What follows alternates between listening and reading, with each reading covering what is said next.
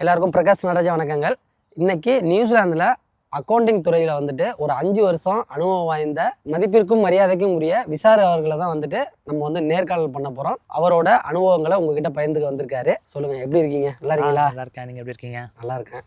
First உங்களை அறிமுகப்படுத்திங்க. என்னோட name வந்து விஷால். நான் இங்கே வந்து நியூசிலாண்டில் 2018 இருக்கேன். இப்போ வந்து இங்கே அக்கௌண்டண்ட்டாக இருக்கேன். அதுக்கப்புறம் என்னோட சொந்த ஃபார்ம் அரஹா அட்வைசரியை வச்சு ரன் பண்ணிட்டு இருக்கேன் இப்போதைக்கு. ஓகே, சொந்தமாக பிஸ்னஸே பண்ணிட்டு இருக்கீங்க? ஆமாம், அக்கௌண்டிங், மார்க்கெட்டிங், வெப் டெவலப்மெண்ட் எல்லாமே சேர்ந்த மாதிரி ஒரு கம்பெனிக்கு தேவையான எல்லாமே செஞ்சு கொடுக்குற மாதிரி ஒரு ஃபார்ம் வச்சிருக்கேன். ஓகே சூப்பருங்க. ஓகே, இப்போ பேசும்பொழுது அந்த விஷயமே எனக்கு தெரிய வருது. ஓகே, நீங்கள் முதல் முறையாக வந்து நியூசிலாண்டுக்கு வந்து எந்த வருஷம் வந்தீங்க? நீங்கள் வந்து எந்த பாத்வே மூலியமாக வந்தீங்க? ஓகே, நான் வந்து 2018 ஏப்ரலில் உள்ள வந்தேன். ஸ்டூடெண்ட் விசாவில் தான் வந்தேன். என்னோட மாஸ்டர்ஸ் இங்கே படிக்கிறதுக்காக வந்தேன் யூனிவர்சிட்டி ஆஃப் ஆக்லாண்டில். யூனிவர்சிட்டி ஆஃப் ஆக்லாண்டில் மாஸ்டர்ஸில் வந்து என்ன ப்ரோக்ராம் பண்ணீங்க? நான் படித்த கோர்ஸ் நேம் வந்து மாஸ்டர் ஆஃப் மேனேஜ்மெண்ட். ஓகே, அதில் வந்து நம்ம 5 பாத்வே இருக்குது, சூஸ் பண்ணிக்கலாம். அக்கௌண்டிங், மார்க்கெட்டிங், இன்டர்நேஷ்னல் பிஸ்னஸ், அந்த மாதிரி இன்னும் 2 இருக்குது. ஓகே, நான் சூஸ் பண்ணது வந்து அக்கௌண்டிங். ஓகே, அப்போ ஊர்லேயே பேச்சுலர் வந்து அக்கௌண்டிங் தான் படிச்சிங்களா? பேச்சுலர் ஆஃப் காமர்ஸ் படித்தேன். ஓகே, அதுக்கப்புறம் இந்தியாவில் வந்து ஒரு ஆடிட்டிங் ஃபார்மில் ஒரு 4 இயர்ஸ் ஒர்க் பண்ணேன். அதுக்கப்புறமா நம்ம அடுத்த கட்டத்துக்கு போகணும் அப்படின்னு முடிவு பண்ணதுனால நமக்கு எந்த கண்ட்ரி செட் ஆகும்னு பார்த்தப்போ நியூசிலாண்டும் ஆஸ்திரேலியாவும் பெட்டராக எனக்கு தோணுச்சு. ஓகே, 2த்துக்கும் அப்ளை பண்ணியிருந்தேன். ஃபஸ்ட்டு எனக்கு கிடைச்ச ஆப்பர்ச்சுனிட்டி வந்து நியூசிலாண்ட்லேருந்து. ஸோ அதனால நான் இங்கே பர்சியூ பண்ண வந்தேன். 1 இயர் மாஸ்டர் டிகிரி படிச்சிங்களா? இது வந்து 15 மந்த் கோர்ஸு. ஓகே, ஏப்ரல் ஆரம்பிச்சு அடுத்த வருஷம் ஜூனில் முடிஞ்சிடும். ஆமாம், அதாவது 180 கிரெடிட்ஸ்னு சொல்லுவாங்களா, அதில் படிச்சிருக்கீங்க? ஆமாம், 180 கிரெடிட் பாயிண்ட்ஸ். ஓகேங்க. இப்போ நீங்கள் அப்படி படித்து முடிச்ச உடனே அந்த அக்கௌண்டிங் துறையிலே வேலை எடுத்தீங்களா, இல்லை ஃபஸ்ட்டு என்னவா நீங்கள் வந்து நியூசிலாண்டில் வந்து வேலை செஞ்சீங்க? அப்போ வந்து வேலை வாய்ப்பெல்லாம் எப்படி இருந்துச்சு அந்த 2018 காலகட்டங்களில் கேட்குறேன். ஏன்னா நான் வந்தப்போ வந்து இப்போ இருக்கிற மாதிரி ஜாப் விசாஸ் இல்லை. ஸ்டூடெண்ட் விசாவில் வந்தேன். அதை முடிச்சா எங்களுக்கு 1 இயர் எக்ஸ்டென்ஷன் விசா, அதாவது ஜாப் சர்ச் விசான்னு ஒன்று கிடைக்கும். அப்போ மாஸ்டர் டிகிரிக்கு வந்து 1 இயர் தான் கிடைச்சதா? ஆமாம், ஃபஸ்ட்டு நாங்கள் அந்த கோர்ஸ் முடிச்சதுக்கப்புறம் 1 இயர் இருந்துச்சு. ஓகே, பட் லக்கிலி எங்கள் கோர்ஸ் முடிகிறப்போ வந்து அது 3 இயர்ஸாக மாற்றிட்டாங்க. அப்போ நீங்கள் எந்த வருஷம் நீங்கள் வேலை எடுத்தீங்க? ஜூனில் முடிஞ்சதுன்னா நான் ஒரு 3 மாதம் ஃபுல்லாகவே பயங்கரமாக ஜாப் தேடிட்டு இருந்தேன். ஏன்னா நான் வந்தப்போ டைமில் வந்து ஒரு பாஸ் அவுட் ஆகுறாங்கன்னா என் கூடயே இப்போ 250 பேர் வெளியே வராங்க. அப்போ ஜாப் மார்க்கெட்டில் வந்து அந்த 250 பேர் கூட நான் போட்டி போட்டாகணும். அது இந்த மாதிரி நாங்கள் நிறைய கம்பெனிஸ் ஆஃபர் பண்ணுவாங்க. இந்த மாதிரி பாஸ் அவுட் ஆகுறதுக்கு நாங்கள் கிராஜுவேட் ரோல் கொடுக்குறோம். எல்லா ஃபார்ம் அக்கௌண்டிங், மார்க்கெட்டிங், இன்டர்நேஷனல் பிஸ்னஸ்னு. ஆனால் நம்ம அதை மட்டுமே நம்பி இருக்கக்கூடாதுன்றதுக்காக நான் வெளியே போயிட்டு என்னோட சிவிஸை ஹேண்ட் ஓவர் பண்ணுறது, அதுக்கப்புறம் நெட்வொர்க்கிங் ஈவெண்ட்ஸ் அட்டெண்ட் பண்ணி எல்லாம் பண்ணுறதுன்னு என்ன எக்ஸ்ப்ளோர் பண்ணிட்டு இருந்தேன். அப்புறமா ஒரு ரெஃபரல் மூலமா நான் யூனிவர்சிட்டி ஆஃப் ஆக்லாண்ட்லேயே ஒரு அக்கௌண்ட்ஸ் ரிசீவபிள் ஜாபுக்கு எனக்கு இன்டர்வியூ வந்துச்சு. ஸோ நான் அதை அட்டெண்ட் பண்ணி அதுதான் என்னோட நியூசிலாண்டோட ஃபர்ஸ்ட் ப்ரொஃபஷனல் வேலை. ஓகே, அப்போ நீங்கள் கோர்ஸ் முடிச்சதுலேருந்து அது எத்தனை மாதம் ஆனிச்சு அந்த ப்ரொஃபஷனல் வேலையை பிடிக்க? இன் பிட்வீன் டைமில் வந்து நாங்கள் ஃபுட் செயின் இண்டஸ்ட்ரீஸ் வேலை பார்த்துட்டு இருந்தேன். ஓகே, ஏன்னா இங்கே நம்ம சமாளிச்சாகணும். ஆமாம், அது சர்வேலுக்கு பார்த்துருப்பீங்க. ஓகே, ஸோ இது வந்து எனக்கு கரெக்டாக ஜூன் 7 என் கோர்ஸ் முடித்தேன். இது வந்து எனக்கு ஆகஸ்ட் 12 எனக்கு இந்த ஜாப் கிடைச்சது. ஓகே, அப்போ ரொம்ப சீக்கிரம் தான் முடிச்சிருக்கீங்க. ஏன்னா இப்போ எல்லாம் வந்து ரொம்ப ரொம்ப மோசமாக இருக்குது, அதுதான் சொல்ல வரேன். நம்ம சிவி எவ்வளோ ரெடி பண்ணுறோமோ அதே மாதிரி நம்மளோட நெட்வொர்க்கிங் ரெடி பண்ணி ஆகணும். ஏன்னா அந்த என்னோட ஃபர்ஸ்ட் ஜாப்மே நெட்வொர்க்கிங் மூலமாக கிடைச்சது தான். ஓகே, முதல் முறையாக நீங்கள் வந்து நியூசிலாண்டுக்கு 2018 வந்த பொழுது உங்களுக்கு எப்படி நியூசிலாண்டு உண்மையிலே பிடிச்சிருந்ததா, இல்லை எப்படி இருந்தது? உங்களோட அனுபவத்தை கொஞ்சம் சொல்லுங்கள். அதில் எனக்கு வந்து இதுதான் ஃபஸ்ட்டு ஃபாரின் ட்ரிப்பு. நான் வந்து நம்ம உள்ளூரில் சென்னைக்குள்ளேயே அப்போ எங்கள் நேட்டிவ் அப்படி போயிட்டு வந்தது தான். உங்கள் சொந்த ஊர் சென்னை தான்? நான் பிறந்து வளர்ந்தது சென்னை. ஓகே, சொந்த ஊர் வந்து தஞ்சாவூர் பக்கத்தில் வடசேரி. வடசேரி. ஓகே, இப்போ நிறைய பேர் வந்து இங்கே நியூசிலாண்டில் வந்துட்டு பிஆர் வாங்கிட்டு சிட்டிசன் வாங்கிட்டு ஆஸ்திரேலியா தான் போகிறாங்க. ஆனால் நீங்கள் வந்து இப்போ நியூசிலாந்து தான் வந்து நான் ரைட் சாய்ஸ்ன்னு சூஸ் பண்ணி வந்துட்டீங்க. இப்பயும் அதே பாயிண்ட்ல இருக்கீங்களா, இல்லை ஆஸ்திரேலியாவே போயிருக்கலாங்கிற மாதிரி மைண்ட் தாட் என்னைக்காவது வந்துருக்கு? எனக்கு என்றைக்குமே அந்த ஆஸ்திரேலியா மூவ் ஆயிருக்கலான்ற ஐடியா வந்ததில்லை. எனக்கு ஃபீல் ஆனது வந்து இங்கே இருக்க மக்களோட இது வந்து எல்லாமே ட்ரூவாக எதிர்பார்ப்பாங்க நம்மகிட்டேருந்து. அதே மாதிரி அவங்களும் ட்ரூவாக நமக்கு திருப்பி கொடுப்பாங்க. அதாவது நியூசிலாந்து பீப்புளை சொல்கிறேன். நியூசிலாந்து பீப்புளை சொல்கிறேன். ஓகே, ஏன்னா இங்கே இருக்க அந்த மௌரி கல்ச்சர் ஆகட்டும், இங்கே நான் ஃபர்ஸ்ட் வந்தப்போ அனுபவிச்ச அந்த கல்ச்சர் ஷாக்கோ எல்லாமே எனக்கு புதுசாக இருந்துச்சு. ஓகே, இப்போ நீங்கள் வந்து அந்த டைமிங்கில் ஏதாவது வந்து உங்களுக்கு ஏதாவது மறக்க முடியாத சம்பவங்கள், ஏதாவது கஷ்டப்பட்ட தருணங்கள் ஏதாவது இருக்குதா அந்த நேரத்தில்? அதை நான் சொன்ன மாதிரி இதுதான் ஃபஸ்ட்டு இன்டர்நேஷனல் ட்ரிப்பு. ஏன்னா ஃபஸ்ட்டு இங்கே வந்து நான் எனக்கு அடாப்ட் ஆக எனக்கு ரொம்ப ரொம்ப கஷ்டமாக இருந்துச்சு. சென்னையிலேருந்து கிளம்புறப்போ இங்கே வந்து ஒரு ஹாஸ்டலில் தான் ரூம் புக் பண்ணிட்டு அங்கேருந்து இங்கே கிளம்பி வந்தோம். ஓகே, அப்போ நீங்கள் வந்தப்போ வந்து பேச்சுலர் மேரேஜ் ஆகலையா? இல்லை, அப்போ நான் பேச்சுலர் தான் வந்தேன். நான் ஃபஸ்ட்டு வந்து தங்கினது வந்து பேக் பேக்கர்ஸ்ன்னு சொல்லுவாங்க. ஸோ அதாவது பங்க் பெட்ஸ் மாதிரி இருக்கும், ஒரு 4 பேர் ஒரே ரூமில் தங்கிக்கிறது. ஸோ எனக்கு அதெல்லாம் பிரச்சனை இல்லை. பட் ஃபஸ்ட் டைம் ஃபேமிலி விட்டு இங்கே வரது ரொம்ப கஷ்டமாக இருந்துச்சு. ஓகே, நம்ம எல்லாருமே இங்கே அனுபவிக்கிறது தான். பட் அந்த டைம்ல எனக்கு இங்கே கிடைச்ச அந்த ஃப்ரெண்ட்ஸு அதெல்லாம் வந்து என்ன அவுட் ஆஃப் மைண்ட் அதுலேயே கொஞ்சம் வெளியே கொண்டு வந்துச்சு. நிறைய பேர் இப்போ வந்து நியூசிலாண்டில் வந்து ஊபர் பேசஞ்சர் ஓட்டுவாங்க, ஊபர் ஈட்ஸ் ஓட்டுவாங்க. இப்போ அவங்களுக்கெல்லாம் வந்து பார்த்துட்டீங்கன்னா இயர் எண்டில் தான் வந்து நம்ம டேக்ஸ் ஃபைல் பண்ணுற மாதிரி வரும். அது எல்லாமே நீங்கள் எடுத்து பண்ணுறீங்களா? ஆமாம், இப்போ எங்களோட ஃபார்மில் வந்து அது வந்து ஷேர் ரைடிங் சொல்லுவாங்க. ஷேர் ரைடிங் இன்கம்னு ஸோ அந்த இது வந்து ஊபர், டோர்டேஷ் இல்லை டாக்ஸி ஓட்டுறவங்க எல்லாருமே சேர்ந்தது தான் அது. ஸோ அது பண்ணுறோம். அது மட்டும் இல்லாமல் இப்போ கம்பெனிஸ்க்கு இயர்லி ஒன்ஸ் டேக்ஸ் ஃபைல் பண்ணோம், அதாவது ஃபினான்ஷியல் ரிப்போர்ட்ஸ் ரெடி பண்ணி கேஷ் ஃப்ளோ எல்லாம் ரெடி பண்ணி அவங்களுக்கு ஒன்று ஃபைல் பண்ணுவோம். ஸோ அது மட்டும் இல்லாமல் இப்போ நியூ கம்பெனி ஃபார்மேஷனு, அவங்களுக்கு ஐஆர்டி அப்ளை பண்ணுறது, அதுக்கப்புறமா அவங்களுக்கு ஜிஎஸ்டி கம்ப்ளைண்ட்ஸு, எவ்ரி டைம் நம்ம சேலரி கொடுக்குறப்ப அவங்களுக்கான எம்ப்ளாயிஸ்க்கு டேக்ஸ் டிடெக்ட் பண்ணி கொடுக்குறது. ஓகே. ஸோ அது எல்லாமே நம்ம கம்பெனியில் பண்ணித்தரோம். ஸோ என்னென்ன பிஸ்னஸ்க்கு என்னென்ன பேக்கேஜ் வேணுமோ அதுக்கேற்ற மாதிரி நாங்கள் அவங்களுக்கு சர்வீஸ் கொடுக்குறோம். சூப்பருங்க. அப்போ வந்து நியூசிலாண்ட்லேருந்து இப்போ இந்த வீடியோ பார்த்துட்டு இருக்கீங்க அப்படின்னா, நீங்கள் ஊபர் ஈட்ஸ் ஓட்டுறீங்க, இல்லை வந்து டாக்ஸி ஓட்டுறீங்க, வாட் எவர் நீங்கள் வந்து ஒரு கம்பெனி வச்சுருக்கீங்கன்னா கூட ஒரு தமிழ், அதாவது ஒரு அக்கௌண்டன்டிங் நம்ம சகோதரர் விஷால் அவர்கள் இருக்காங்க.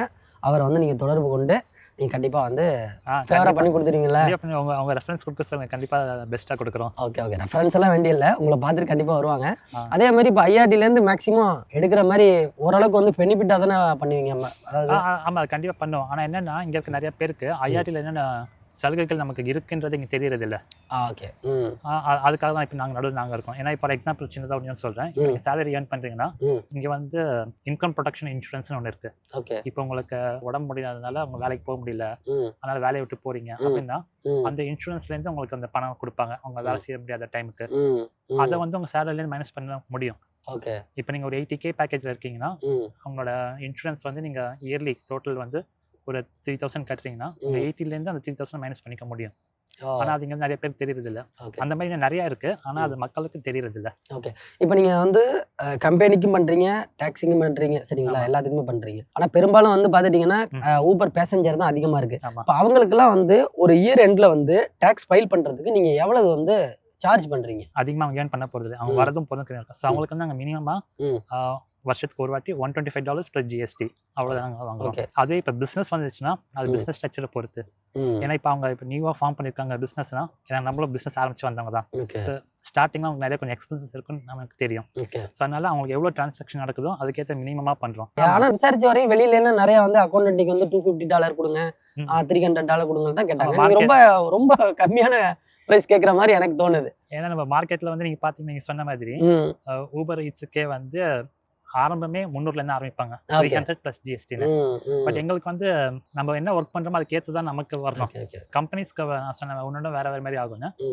அது வந்து இயர் எண்டு நம்ம பண்ண போகிற ஃபினான்ஷியல் ரிப்போர்ட்ஸை பொறுத்தது. ஆனால் இப்போ அவங்க கம்ப்ளைண்ட் சைடு, இப்போ அவங்க GST ஃபைல் பண்ணுறது, அதுக்கப்புறம் அவங்களோட எம்ப்ளாயிஸ் வச்சுருந்தாங்கன்னா அவங்களுக்கு சேலரியோட டேக்ஸ் கட்டுறது, அதுக்கு எல்லாமே நம்ம ஒரு ஃபிக்ஸட் பேக்கேஜ் மாதிரி வச்சுருக்கோம். எத்தனை எம்ப்ளாயி, 5 எம்ப்ளாயி வரைக்கும் இந்த பேக்கேஜ், 10 எம்ப்ளாயி வரைக்கும் இந்த பேக்கேஜ், 25க்கு மேலே இவ்வளோன்ட்டு ஒரு பேக்கேஜஸ் வச்சுருக்கோம். ஸோ அதை பேஸ் பண்ணி அவங்களுக்கு நாங்கள் சர்வீஸ் கொடுப்போம். ஏதாவது நீங்கள் இந்த மாதிரி ஐஆர்டி ஃபைல் பண்ணும் பொழுது வந்து உங்களுக்கு ஏதாவது இஷ்யூ ஆயிருக்கா? இல்லை தவறுதலாக ஃபைல் பண்ணிட்டோம், இல்லை அந்த மாதிரியெல்லாம் எதாவது சம்பவங்கள் சந்திச்சிருக்கீங்களா? நான் இல்லை, ஆனால் எங்கிட்ட கிளைண்ட் வந்தவங்க வந்து அவங்க ஃபர்ஸ்ட் அவங்க தனியாக பண்ணிடுவாங்க. ஓகே. அவங்க பண்ணுறப்போ சில இது தப்பான நம்பர்ஸ் போட்டு அப்புறமா எங்ககிட்ட வருவாங்க, இதெல்லாம் நான் தப்பாக பண்ணிட்டேன், இது கரெக்டாக எங்களுக்கு சஜஸ்ட் பண்ணுங்க அப்படின்னு. ஸோ அந்த மாதிரி வரப்போ எங்களுக்கும் ஐஆர்டிக்கும் ஒரு டைரக்ட் கனெக்ஷன்ஸ் இருக்குது. ஓகே. எங்களால் கஸ்டமர் டேட்டா பேஸ் அவங்ககிட்ட வாங்கி அவங்க என்ன தப்பு பண்ணியிருக்காங்க, என்னென்ன பண்ணியிருக்காங்க எங்களை பார்க்க முடியும். இங்கே பொறுத்த வரைக்கும் அவங்களோட லாஸ்ட் 7 இயர்ஸ் வரைக்கும் நீங்கள் ஃபைல் பண்ணதை சேஞ்சஸ் பண்ணுறதுனா சேஞ்சஸ் பண்ணிக்கலாம். ஓகே. பொதுவாக வந்து நியூசிலாண்டில் வந்து அக்கௌண்டன்டிங் பண்ணுனா வேலை வாய்ப்புகள்லாம் எப்படி கிடைக்குமா? உண்மையிலே அதுக்கு நான் ஆப்பர்ச்சுனிட்டி எல்லாம் இருக்குதா? இப்போ இருக்க சுச்சுவேஷன் பார்த்தீங்கன்னா கொஞ்சம் கஷ்டமாக தான் இருக்குது ஜாப் கிடைக்க. ஓகே. ஸோ நான் சொன்ன மாதிரி நெட்வொர்க்கிங் வச்சு நம்ம ஸ்கில் இப்போ இருக்க ஏஐ டெவலப்மெண்ட்டோட கண்டினியூஸ் இம்ப்ரூவ்மெண்ட்ஸ் யாரெல்லாம் அதிகமாக பிஸ்னஸ்க்கு கொண்டு வராங்கன்னா இப்போ கம்பெனிஸ் பார்க்குறாங்க. அப்போ அக்கௌண்டன்டிங்கில் வந்து ஆல்ரெடி ஊரில் எக்ஸ்பீரியன்ஸ் இருந்தால் தான் ஒரு பெட்டராக இருக்குமா? இல்லை வந்து ஒரு இந்த அனுபவமே இல்லாமல் ஒருத்தவங்க வந்து இங்கே மாஸ்டர் டிகிரி படித்தா அக்கௌண்டன்டிங்கில் எடுக்கிறது ஈஸியாக இருக்குமா? நான் வந்து 50-50 தான் சொல்லுவேன். ஓகே. ஏன்னா இங்கே நியூசிலாண்டை பொறுத்த வரைக்கும் எல்லா கம்பெனியுமே நம்ம ஓவர்சீஸ் எக்ஸ்பீரியன்ஸை கன்சிடர் பண்ண மாட்டாங்க. அவங்க வந்து இங்கே உள்ள லோக்கல் எக்ஸ்பீரியன்ஸ் என்ன இருக்குன்னு தான் பார்ப்பாங்க. ஏன்னா இப்போ எனக்குமே இந்தியாவில் வந்து 5 இயர்ஸ் அங்கே ஒர்க் பண்ணிட்டு தான் நான் இங்கே வந்தேன். ஸோ நான் ஃபஸ்ட்டு கொடுத்தப்போ அந்த ஓவர்சீஸ் சில பேர் இங்கே கன்சிடரே பண்ணலை. ஸோ இது வந்து என்னன்னா 50% லக், 50% நம்மளோட நெட்வொர்க்கிங், அப்படி தான் நான் சொல்லுவேன். அதே மாதிரி இங்கே வந்து நம்மளால் முடியாதான்னு கீழே உட்காந்துருக்கக்கூடியது, தைரியமாக இறங்கி நெட்வொர்க்கிங் பண்ணால் நமக்கு ஷூராக கிடைக்கும். இப்போ நீங்கள் நியூசிலாண்டுக்கு மாஸ்டர் டிகிரி வந்து ஒருத்தங்க அக்கௌண்டன்டிங் படிக்க வராங்கன்னா என்ன கோர்ஸ் வந்து அதில் பெட்டராக இருக்கும்? சார்ட்டர்ட் அக்கௌண்டன்ட் ஆஸ்திரேலியா, நியூசிலாந்து இருக்குது. அதே மாதிரி சர்டிஃபைட் பப்ளிக் அக்கௌண்டன்ட் CPA ஆஸ்திரேலியான்னு ஒன்று இருக்குது. ஓகே. நம்ம அது ரெண்டுக்குமே இங்கே ஜாயின் ஆகிறதுக்கான ஆப்பர்ச்சுனிட்டிஸ் இருக்குது. நீங்கள் சொல்ல நிறைய பேர் இங்கேருந்து ஆஸ்திரேலியா மூவ் ஆகுறாங்க. அவங்களாம் வந்து CA கேன்சர்னு சொல்லுவோம், CAANZ அதை சூஸ் பண்ணுவாங்க. ஏன்னா அது வந்து நியூசிலாண்ட்லேயும் ஆஸ்திரேலியாலையும் சேர்த்து கொடுக்குற ஒரு சர்டிஃபிகேட். நீங்கள் எங்கெல்லாம் போய் ஒர்க் பண்ணிக்கலாம். ஆனால் அதுவே CPAனா அது வந்து வேர்ல்டு வைடு இருக்குது. அது நீங்கள் எங்கே வேணாலும் போய் ஒர்க் பண்ணலாம். இப்போ சிங்கப்பூர், மலேசியா. ஸோ அந்த 2 ப்ரொஃபஷனல் படிஸில் நமக்கு என்ன வேணுமோ அதை சூஸ் பண்ணி நம்ம கேரியரை இன்னும் கொஞ்சம் முன்னாடி கொண்டு போகலாம். இப்போ நியூசிலாந்துக்கு வந்து அக்கௌண்டன்டிங் துறையில் உண்மையிலே படிக்க வரலாமா வரக்கூடாது? ஏன்னா அக்கௌண்டன்டிங் துறைன்னு இல்லை, எந்த துறை எடுத்தாலுமே வந்து க்ரீன் லிஸ்ட்டில் சிவில் இன்ஜினியர் இருக்குங்க, க்ரீன் லிஸ்ட்டில் எலக்ட்ரிக்கல் இன்ஜினியர் இருக்கு. ஆனால் அது படித்தவனும் பார்த்துட்டிங்கன்னா ஏதாவது ஒரு வேலையை பார்த்துக்கிட்டு இருக்காங்க, வேலை இல்லை அப்படின்னு சொல்கிறாங்க. நம்மளுக்கு ஒரு ஆச்சரியம், என்னது க்ரீன் லிஸ்ட்டில் இருக்குங்கிறாங்க. சில பேர் பார்த்துட்டிங்கன்னா ஊரில் உட்காந்துட்டு க்ரீன் லிஸ்ட்டில் உள்ள இதை படித்தாலே நம்மளுக்கு நியூசிலாந்து போனாலே வேலை கிடைச்சிருங்கிற மைண்ட் தாட்லாம் இருக்குது. ஏன்னா க்ரீன் லிஸ்ட் வந்து எப்போ வேணாலும் அப்டேட் ஆகலாம், எப்போ வேணாலும் அதுலேருந்து வந்து ரிமூவ் பண்ணலாம். அது அவங்களோட இதை பொறுத்தது இல்லையா? அதனால கேட்குறேன், உண்மையிலேயே அக்கௌண்டன்டிங்காவது வேலை வாய்ப்பு இருக்குதா, இல்லை இதுக்குமே வந்து ரொம்ப டஃப் தாங்க, ஏன்னா ரொம்ப வர்றவங்களே யோசிச்சுவாங்க அப்படி சொல்லலாமா? நீங்கள் என்ன சொல்ல வர, உங்கள் பாயிண்ட் ஆஃப்ல என்ன சொல்ல வரீங்க? இந்த ஊரை பொறுத்த வரைக்கும் நமக்கு ஃபஸ்ட்டு கிடைக்க போகிற ஜாப் தான் கஷ்டம். ஒரு எக்ஸ்பீரியன்ஸ் நமக்கு வந்துடுச்சுன்னா அதை வச்சு நம்ம மேலே போக முடியும். ஆனால் ஸ்டார்டிங்லேயே எனக்கு இந்த ரோல் இந்த பேக்கேஜ்குள்ளே வந்தால் மட்டும்தான் நான் ஜாப் ஜாயின் பண்ணுவேன்ற ஒரு மைண்ட் செட்டோட வந்தாங்கன்னா வேலை கிடைக்க ரொம்ப ரொம்ப கஷ்டம். அதாவது வந்து நீங்கள் என்ன சொல்ல வரீங்கன்னா, இப்போ எது கிடைச்சாலும் பார்க்கணும், ஒரு அக்கௌண்டன்டிங் ப்ரொஃபஷனில் இந்த சேலரி இல்லாமல் அனுபவத்துக்காக வேலை பார்க்கணும் அப்படின்னு சொல்லி. அது நம்ம படித்த ஃபீல்டில் அக்கௌண்டிங், இப்போ நான் சொன்ன மாதிரி அக்கௌண்ட்ஸ் ரிசீவபிள், அக்கௌண்ட்ஸ் பேயபிள், சின்ன ரோல்ஸும் இருக்குது கம்பெனிஸில். அதுலேயும் ஸ்டார்ட் பண்ணுன்னா நியூசிலாந்து எக்ஸ்பீரியன்ஸ் நம்ம கெயின் ஆகும். நீங்கள் சொன்ன மாதிரி க்ரீன் லிஸ்ட் ஜாப் மட்டும் தான் வேணும் அப்படின்னு தேடினா நமக்கு முடியாது. நமக்கு வந்து 3 years போஸ்ட் ஒர்க் விசா தராங்க. நமக்கு 3 years டைமில் ஒரு மினிமமாக ஸ்டார்டிங் ரோலில் ஜாயின் பண்ணி அங்கேயே நம்ம இம்ப்ரூவ்மெண்ட் ஆகி போகிறதுக்கு நம்ம ட்ரை பண்ணணும். ஓகே, நீங்கள் சொன்னீங்களா அந்த ஸ்டார்டிங் ஸ்டேஜ் சம்பளமே எதிர்பார்க்கல அப்படிங்கிற ஒரு வேலைக்காவது போங்கன்னு சொல்லி, அந்த வேலையாவது இங்கே இருக்குதா? அது கண்டிப்பாக இங்கே இருக்குது. உங்களுக்கு ஹெல்ப் பண்ணுறதுக்கு இங்கே கோர்ஸ் முடிச்சிங்கன்னா உங்களுக்கு 3 years போஸ்ட் ஒர்க் விசா வந்துடும். இங்கே வந்து நிறைய ஜாப் கன்சல்டன்சிஸ்லாம் இருக்குது. இது அக்கௌண்டன்டிங்க்கு தனியாக அக்கௌண்டிங்னா இப்போ ஸ்பெஷலிஸ்ட் பண்ணுறவங்க இருக்காங்க. இந்த மாதிரி ராபர்ட் ஹாஃபனிங் இருக்குது, அதுக்கப்புறம் ட்ரைப் ரெக்ரூட்மெண்ட்னு இருக்குது. அவங்களாம் வந்து அக்கௌண்டிங் மட்டுமே ஆள் எடுக்கிறவங்க. நியூசிலாண்டில் மாஸ்டர் டிகிரி படித்தவங்கள தான் எடுப்பாங்களா, இல்லை இப்போ அவுட் சைட் நியூசிலாந்து எடுப்பாங்க? அவங்க எடுக்க மாட்டாங்க, வெளிலேருந்து எடுக்கவே மாட்டாங்க. இங்கே உள்ள வந்து அவங்க ஃபர்ஸ்ட் என்ன செக் பண்ணுவாங்கன்னா உங்கள்கிட்ட என்ன வீசா இருக்குன்றது தான். வீசா இருக்குன்றது, ஏன்னா அவங்க வீசா ஸ்பான்சர்லாம் பண்ண மாட்டாங்க. அப்போ வேலிட் நியூசிலாந்து வீசா இருந்தால் மட்டும் தான் அந்த கன்சல்டன்சி முதல்ல ஆப்ரேட்டே பண்ணுவாங்க. ஆமாம், ஏன்னா ஃபர்ஸ்ட் வந்தப்போ உங்களுக்கு வந்து கான்ட்ராக்ட் ரோலோ இல்லை கேஷுவல் ரோலோ எதை கிடைச்சாலும் நீங்கள் எடுத்துருங்கன்றதை நான் சஜஸ்ட் பண்ணுவேன். ஓகே, ஏன்னா அது ரீசன் ஏன் சொல்றேன்னா, இது வந்து என்னோட ஓன் எக்ஸ்பீரியன்ஸ். ஃபர்ஸ்ட் கிடைக்கிற ஜாப் தான் கஷ்டம். அதை கிடைச்சி உங்களுக்கு ஒரு எக்ஸ்பீரியன்ஸ் வந்துச்சுன்னா உள்ளே இங்கே இருக்கிற இண்டஸ்ட்ரீஸ் எப்படி ஆப்ரேட் ஆகுதுன்னு உங்களுக்கு தெரியும், இங்கே இருக்க ஹைரிங் ப்ராசஸ் எப்படி நடக்குன்றது உங்களுக்கு தெரிய வரும். ஸோ அதை பேஸ் பண்ணி உங்கள் சிவி நீங்கள் அப்டேட் பண்ணலாம். பிஸ்னஸ் நெட்வொர்க்கிங் நிறையா கிடைக்கும். அதை வச்சு நீங்கள் எப்படி மேலே போகலான்றதுக்கான உங்களுக்கு தெளிவான ஒரு ஐடியா கிடைக்கும். எல்லாரும் இங்கே படிக்கிறதுக்கு வரலாம், ஆனால் அந்த ப்ரீசெட் மைண்ட் இல்லாமல் என்னால் ஃப்ரம் ஸ்க்ராட்ச்லேருந்தும் ஸ்டார்ட் பண்ண முடியுன்ற ஒரு மைண்ட் செட்டோட வரணும். ஓகேங்க, சூப்பருங்க. ஒரு அக்கௌண்டன்டிங்க்கு வந்து மினிமமாக வந்து பேக்கேஜ் எவ்வளவு நியூசிலாந்து? அது ஒவ்வொரு கம்பெனி பொறுத்து மாறும். ஆனால் நான் சொல்கிற மாதிரி பேசிக் ரோல்ஸ் அக்கௌண்ட்ஸ் ரிசீவபிள், அக்கௌண்ட்ஸ் பேபிள்னா ஆவரேஜாக இங்கே கொடுக்குறது வந்து $65,000 ஆரம்பிப்பாங்க. மினிமம்ல ஒரு ஆவரேஜ். சரி, ஆவரேஜா அதிகபட்ச சம்பளமாக அக்கௌண்டன்டிங்கில் எவ்வளோ தான் எடுக்க முடியும் பர் இயர் கேட்குறேன்? இப்போ அவங்க ஒரு ஃபுல் சிஏ இங்கே இருக்க சிஏ முடிச்சுட்டு அவங்க நல்ல எக்ஸ்பீரியன்ஸ்டானவங்க இருந்தாங்கன்னா, ஒரு 10 years எக்ஸ்பீரியன்ஸ்டானவங்க இருக்காங்கன்னா அவங்களால ஒரு 150-160K வரைக்கும் ரீச் பண்ண முடியும். 160. ஓகே, அதுக்கு மேலே போக முடியும். நான் எனக்கு தெரிஞ்ச நாலேஜில் நான் பார்த்த பீப்புளை வச்சு நான் சொல்கிறேன். ஓகே, நீங்கள் வந்து இப்போ அக்கௌண்டன்டிங் வந்து படிச்சுட்டு அப்புறம் வேலை எடுத்தீங்க, இப்போ கம்பெனிலாம் வச்சுருக்கீங்க. உங்களுக்கு எப்போ வந்து மேரேஜ் ஆனது? கோவிட் முடிஞ்ச 2022 அக்டோபரில் ஆச்சு. ஓகே, ஏன்னா நம்ம கோவிட்ல உங்களுக்கு தெரிஞ்சுருக்கேன். ஏன்னா 3 வருஷம் நியூசிலாந்து உள்ளேயும் போக முடியாது, வெளியும் வர முடியாது. என்கேஜ்மெண்ட்டே ஆன்லைன் என்கேஜ்மெண்ட் தான். ஓகே. ஸோ அந்த டைமில் இங்கே உள்ள மாட்டிக்கிட்டதுனால, அதனால எப்போ இங்கே பார்டர் திறந்தாங்களோ அப்போ இந்தியாவுக்கு போயிட்டு மேரேஜ் பண்ணிட்டு வந்தேன். அவங்கள எப்போ அழைச்சிட்டு வந்தீங்க இங்கே நியூசிலாந்துக்கு? அக்டோபரில் மேரேஜ் ஆச்சு. அப்போவே நான் விசிட்டர் விசா அப்ளை பண்ணி ஜனவரியில் இங்கே கூட்டிகிட்டு வந்துட்டேன். ஜனவரியில். ஓகே. இப்போ இவ்வளோ நேரம் வந்து மதிப்பிற்கும் மரியாதைக்கும் உரிய வந்து விஷால் அவர்களோட நேர்காணல் வந்து பார்த்துருப்பீங்க. யாராவது வந்துட்டு நியூசிலாண்டில் இப்போ நீங்கள் வந்து ஊபர் ஈட்ஸ் ஓட்டுறீங்க, இல்லை வந்து ஊபர் பேசஞ்சர் ஓட்டுறீங்க, இல்லை வந்து ஒரு கம்பெனியே வச்சுருக்கீங்க அப்படின்னா, உங்களுக்கு வந்து ஒரு தமிழ் அக்கௌண்டன்ட் உங்களுக்கு தேவை அப்படின்னா கண்டிப்பாக வந்து அவரை வந்து தொடர்பு கொள்ளுங்கள். நான் வந்து என்னோடய மெயில் ஐடி வந்து கீழே கொடுக்குறேன். அவரோட கான்டாக்ட் நம்பர் வேணும் அப்படின்னு சொன்னால் கண்டிப்பாக வந்து எனக்கு இமெயில் பண்ணுங்கள். நான் எல்லாமே வந்து உங்களுக்கு நான் அனுப்பி வைக்கிறேன். நேராகவே உங்கள் மெயில் ஐடி கொடுத்தேன் அப்படின்னா நிறையா வந்து இந்தியா எல்எஸ்லேருந்து வந்து பார்த்தீங்கன்னா உங்களுக்கு வேலை எடுத்து கொடுங்க, உங்களுக்கு அக்கௌண்டன்டிங்லேருந்து வேலை எடுத்து கொடுங்கன்னு சொல்லி உங்களுக்கு தேவையில்லாத மெயில் நிறையா வரும். ஸோ அதை அவாய்ட் பண்ணுறதுக்கு தான். ஓகே, புரியுது. ஓகே, அதே மாதிரி வரவங்களும் பிரகாஷ் நட்ராஜன் ரெஃபரன்ஸ் சொல்றீங்க. அதுக்கு எங்க கம்பெனில வந்து ரெஃபரல் டிஸ்கவுண்ட்ஸும் இருக்கு. அப்படியா? எல்லாருக்குமே வச்சிருக்கீங்களா அது? ஆமா, எல்லாருக்குமே வச்சிருக்கோம். கம்பெனி ஒரு ரெஃபரல்னா எவ்வளவு தான் குறைப்பீங்க? அவங்க நாங்கள் எவ்வளோ இன்வெஸ்ட் பண்றோமோ அதில் 25% கம்மி பண்ணுவோம் ஃபர்ஸ்ட் வர கிளைண்ட்டுக்கு. ஓகே, அது வந்து எல்லா இன்வெஸ்ட்க்கும் இல்லை, அவங்களோட ஃபர்ஸ்ட் 3 இன்வாய்ஸுக்கு ஃபர்ஸ்ட் 3 இன்வாய்ஸ். 25% கம்மி பண்ணுவோம். அதுக்கப்புறம் எங்கள் ரெகுலர் இன்வாய்ஸ் வரும். அப்போ ஊபர் ஈட்ஸ் ஊபர் பேசஞ்சர்லாம் பார்த்தீங்கன்னா வருஷத்துக்கு ஒரு வாட்டி தான் பண்ணுவாங்க. அப்போ 3 இன்வாய்ஸ்னா 3 வருஷம் பண்ணிக்கலாம். இல்லை நான் சொல்றது கம்பெனிக்கு.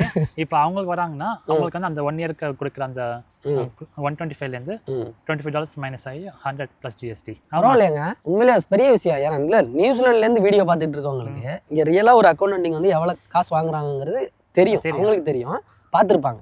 நீங்கள் என்னன்னா 120க்குள்ளேயே முடிச்சிடறேன்ட்டீங்க. இது வந்து என்னோட மார்க்கெட்டிங் ஸ்ட்ராட்டஜி தான். எனக்கு அடிஷனல் இன்னொரு கிளைண்ட்டும் கிடைக்கிறாங்க. அப்புறம் அவங்களுக்கு 25 லெஸ் பண்ணலாம், அவங்ககிட்ட 100 வாங்கினேன். எனக்கு ப்ராஃபிட் தானே அது. ஓகே சரி. இப்போ ரீசெண்டாக எப்போ ஊருக்கு போனீங்க? நாங்கள் ரீசெண்டாக போனது வந்து 2024 தீபாவளிக்கு போயிருந்தோம். அதே மாதிரி இப்போ இந்த வருஷம் தீபாவளிக்கு போகிறோம். அந்த வருஷம் தீபாவளிக்கு இப்போ திரும்பி போகிறீங்க. இந்தியாவில் விட்டுருங்க, இப்போ நியூசிலாண்டில் வந்து சம்பளம் எவ்வளோ தான் ஹையாக இருந்தாலுமே அதுக்கேற்ற செலவுகள் இருக்குது. கண்டிப்பாக. ஏன்னா இப்போ வந்து நமக்கு அதிகமாக சம்பாதிக்க அதுக்கேற்ற மாதிரி நமக்கு இங்கே வந்து இங்கே வீடு வாங்குறதோ இல்லை நமக்கு வேறு ஏதாவது அசெட் இன்வெஸ்ட் பண்ணுறதோ அப்படின்னு இருக்கும். வீடை வாங்கிட்டு ஒன்று இஎம்ஐ கட்டுறாங்க, இல்லைன்னா வீட்டு வாடகை. இப்போ எங்களை மாரி ஆட்கள்லாம் நாங்கள்லாம் வாடகை கட்டுறோம். ஆமாம், ஏதாவது ஒன்று கட்டிக்கிட்டு தான் இருக்கணும் அந்த நாட்டுக்கு. நான் என்னோட இது கேட்டிங்கன்னா நான் என்னென்னா உங்கள்கிட்ட முடிஞ்சுதான் இங்கே வீடு வாங்குங்கன்னு தான் சொல்லுவேன். ஓகே. ஏன்னா நீங்கள் இன்னொருத்தரோட லோனை உங்கள் ரெண்டில் நீங்கள் கட்டிட்டு இருக்கீங்க. அதுக்கு பதிலாக நீங்கள் சொந்த வீட்டுக்கான லோனை நீங்கள் கட்டிட்டு இருக்கிற மாதிரி வீடு இருக்கும். உங்கள் பேரில் ஒரு அசட்டும் இருக்கும். கரெக்ட். அதெல்லாம் பார்ப்போம், ஃபியூச்சரில் பார்ப்போம். அது இல்லாமல் இப்போ உங்கள்கிட்ட நீங்கள் தான் இருக்கீங்களா, உங்கள்கிட்ட கேட்டுப்போம். இப்போ ஒருத்தங்க வீட்டு லோன் வச்சுருக்காங்கன்னா அந்த லோனை ஒரு 5 to 10 இயர்ஸில் எப்படி ஒரு இன்வெஸ்ட்மெண்ட்டாக மாற்றணுன்ற ஐடியாவும் நாங்கள் கொடுப்போம். ஓகே. பிஸ்னஸ் அதாவது வந்து ஒரு ஆலோசகராக கொடுப்பீங்க. ஆமாம், ஃபினான்சியல் ஆலோசகர். ஆமாம். எல்லாமே அப்போ கஸ்டமருக்கு எல்லாமே ஃபேவராக இருக்கும்னு நீங்கள் சொல்ல வரீங்க. கண்டிப்பாக. ஓகேங்க, சூப்பர். உங்கள் கூட இவ்வளோ நேரம் நேர்காணல் பண்ணது ரொம்பவே நன்றி. ரொம்ப நன்றி. காலையில எனக்காக வந்தீங்க. எந்த ஒரு அக்கௌண்டன்டிங் சம்மந்தமாக நீங்கள் வந்து ஐஆர்டி சம்மந்தமாகவும் எந்த கேள்விகள் தொடர்பாகவும் நீங்கள் வந்து மதிப்பிற்குரிய விஷால் அவர்களை வந்து நீங்கள் வந்து தொடர்பு கொள்ளலாம். நான் கீழே கொடுக்குற மெயில் ஐடி, கண்டிப்பாக அவரோட நம்பரையும் நான் அதுக்கப்புறம் அனுப்பி வைக்கிறேன். நீங்கள் வந்து கண்டிப்பாக அவர் கூட பேசுங்க. ரொம்ப நன்றிங்க. இதோட நம்ம இந்த வீடியோ முடிச்சுக்குவோம். ரொம்ப நன்றி. மீண்டும் ஒரு நல்ல ஒரு வீடியோவில் விரைவில் நான் சந்திக்கிறேன். நன்றி, வணக்கம்.